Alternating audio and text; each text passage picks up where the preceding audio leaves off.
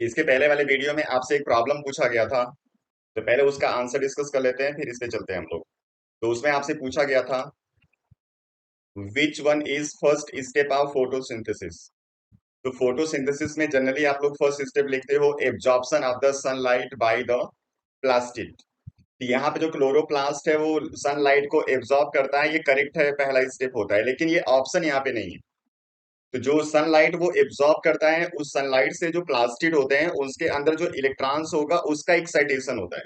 इसलिए यहाँ पे आपको आंसर चेक करना पड़ेगा, excitation of electron of chlorophyll. इसलिए इसका ऑप्शन सी करेक्ट था और यही ऑप्शन वहां पे करेक्ट करना था।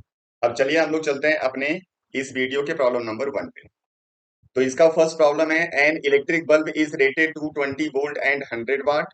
When it is operated on 110 volt the power consumed will be. तो यहाँ पे सबसे बड़ी गलती आप क्या करते हैं, आपको लगता है कि जब वोल्टेज 220 था तो उस पे पावर था 100 वाट। अब वोल्टेज को यहाँ पे हाफ कर दिया गया, इसलिए पावर भी हाफ हो जाएगा, मतलब आप आंसर समझते हो कि 50 वाट होगा। लेकिन 50 वाट बिल्कुल इनकरेक्ट आंसर है। यहाँ पे मैंने इसके पहले भी वीडियो में डिस्कस किया हुआ है कि जब दो आप किसी को भी रिलेट करते हो, जैसे यहाँ पे पावर को और हम लोग वोल्टेज को रिलेट करते हैं, तो इसके साथ जो तीसरा यहाँ पे टर्म होगा वो कांस्टेंट होना चाहिए। अब अगर हम यहाँ पे फॉर्मूला यूज करें P equal to V into I, तो आई आपका वोल्टेज के साथ चेंज होने वाला है। इसलिए अगर इस रिलेशन से आप सॉल्व करोगे कि P is directly proportional to voltage, तो आपका आंसर हमेशा गलत आएगा, जो मैं आपको ऊपर बता रहा हूँ। यानी आपको इसके साथ ऐसा कुछ यूज करना है जो टर्म कांस्टेंट हो। इसलिए हम लोग यहाँ पे आई को रिप्लेस कर देंगे आर से। तो v equal to I R से आई इक्वल टू आप लिखोगे v बाई आर, और यहाँ पे जब v बाई आर यूज करोगे तो हो जाएगा ये v square by R equal to T. यानी दो अलग अलग कंडीशन में जब आर को आप इक्वेट करोगे तो आप लिखोगे v1 square by P one equal to v2 square by P two. इसी रिलेशन से प्रॉब्लम सॉल्व होगा। तो पहला वोल्टेज 220, इसका हमने स्क्वायर कर दिया, पहला पावर 100। दूसरा वोल्टेज 110, इसका स्क्वायर कर दिया, दूसरा पावर आपको बताना है। 110 से 2 टाइम में कैंसिल होगा, यानी P2 आपको मिल जाएगा 100/4। आंसर आपको मिलेगा 25 वाट, इसलिए इसका आंसर 25 वाट होगा। चलिए problem number 2। An organism is capable of reproducing by two asexual reproductive methods, one similar to the reproduction in yeast and the other similar to reproduction in planaria। तो आपको पता होगा ईस्ट के अंदर जो रिप्रोडक्शन होता है वो होता है बाय बडिंग, और प्लेनेरिया के अंदर होता है रीजनरेशन। तो आपको ऐसा कोई देखना है ऑर्गेनिज्म जिसके अंदर बडिंग और रीजनरेशन दोनों होता है। तो उसका एग्जाम्पल है हाइड्रा, इसलिए इसका आंसर हो जाएगा C. Electrovalent compounds are soluble in. Electrovalent compounds are generally polar in nature, और यहाँ पे सॉल्बिलिटी का एक कॉन्सेप्ट चलता है लाइक डिसॉल्व लाइक, यानी जो जैसा होगा उसी में डिसॉल्व होगा। तो पोलर अगर मॉलिक्यूल होगा तो पोलर सॉल्वेंट भी होना चाहिए, इसलिए इसका आंसर होगा C. Next problem, a tall pea plant is crossed with a dwarf pea plant, then what percentage of F1 and F2 generation respectively will be tall। यहाँ पे एक प्लांट टॉल है जिसका जीनोटाइप कैपिटल टी, एक dwarf है genotype small T. जब इनका gamete formation आप करोगे तो कैपिटल टी टी आएगा इसका, और इसका स्मॉल टी टी आएगा। और यहाँ पे जब F1 जनरेशन के लिए इनका क्रॉस चेक करोगे, आपको चार अलग अलग इंडिविजुअल्स जो दिख रहे हैं उन सभी का जीनोटाइप सेम होगा, कैपिटल टी स्मॉल टी। और capital T small T genotype represent करता है टॉल प्लांट को, इसलिए सारे प्लांट यहाँ पे होंगे टॉल। मतलब F1 जनरेशन में जो टॉल प्लांट आएगा वो होगा 100%। अब इसी जनरेशन के दो इंडिविजुअल को एज अ पेरेंट आपको यूज करना है। तो अगर इनको एज अ पेरेंट हम यूज कर लें तो इसका फिर गैमेट बनेगा कैपिटल टी स्मॉल टी, और इसका भी गैमेट बनेगा कैपिटल टी और स्मॉल टी। इनका दोबारा से जब हम क्रॉस करेंगे तो यहाँ पे जो कॉम्बिनेशन मिलेगा उसको अगर आप चेक करोगे तो ये आपको मिलेगा कैपिटल टी टी, ये मिलेगा capital T small T, this one is again capital T small T and this one is small T. ये आपका टॉल होगा, this one is also tall, tall and dwarf. यानी टॉल और dwarf का जो ratio होता है वो 3:1 होता है। मतलब टॉल प्लांट यहाँ पे मिलेगा 75% और ड्वार्फ मिलेगा 25%। तो आपसे कह रहा है F1 और F2 जनरेशन में टॉल का परसेंटेज बता दो। तो 100% होगा F1 में और 75% होगा F2 में। आंसर डी करेक्ट है। Carbon exist in atmosphere in the form of. यहाँ पे चार ऑप्शन दिए गए हैं। कुछ स्टूडेंट अपना माइंडसेट बना के रखते हैं कि अगर ऑप्शन में एक से ज्यादा करेक्ट होता है तो मोस्टली वही आंसर होता है। ये सब अपना माइंडसेट बना के आप नहीं रखोगे। ऑप्शन बिल्कुल करेक्टली आपको चेक करना है। तो आप जानते रहो कि जो एटमॉस्फेयर है उसमें कार्बन मोनोऑक्साइड एग्जिस्ट नहीं करता। ये कहीं पे इनकम्प्लीट कंबसन होगा तो जनरेट होगा, उसके बाद फिर वो चेंज हो जाता है। यानी कार्बन जो एटमॉस्फेयर में प्रेजेंट होगा वो केवल CO2 के फॉर्म में प्रेजेंट रहता है। इसलिए इसका आंसर होगा सी, केवल CO2। Question number 6।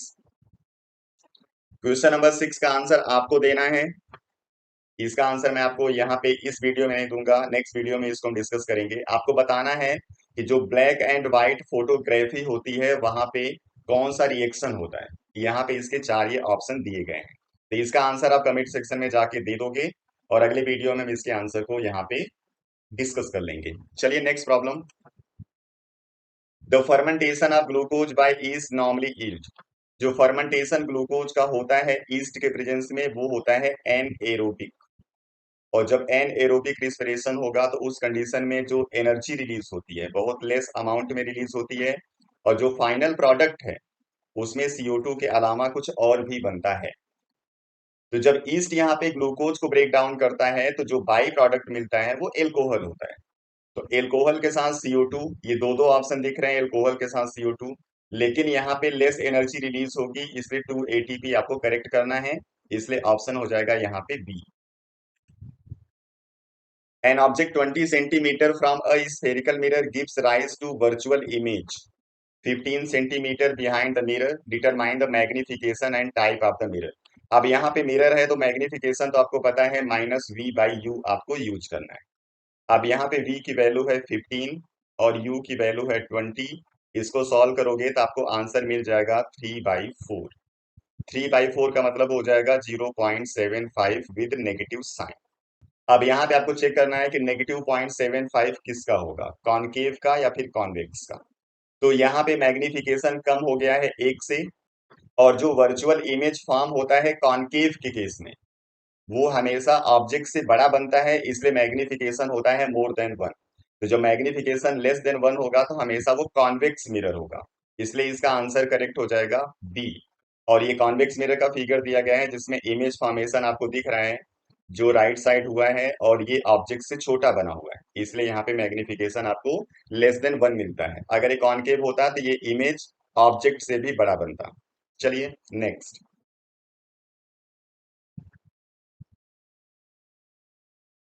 Assertion reason है। एसर्शन कह रहा है food chain consist of maximum 4 to 5 traffic level. ये बिल्कुल करेक्ट है।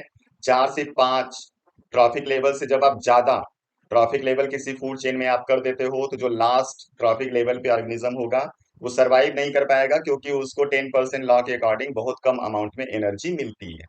अब रीजन कह रहा है 90% of energy is available to the next trophic level. ये गलत है क्योंकि नेक्स्ट ट्रॉफिक लेवल को केवल 10% एनर्जी मिलती है, 90% वो ऑर्गेनिज्म खुद कंज्यूम कर लेता है।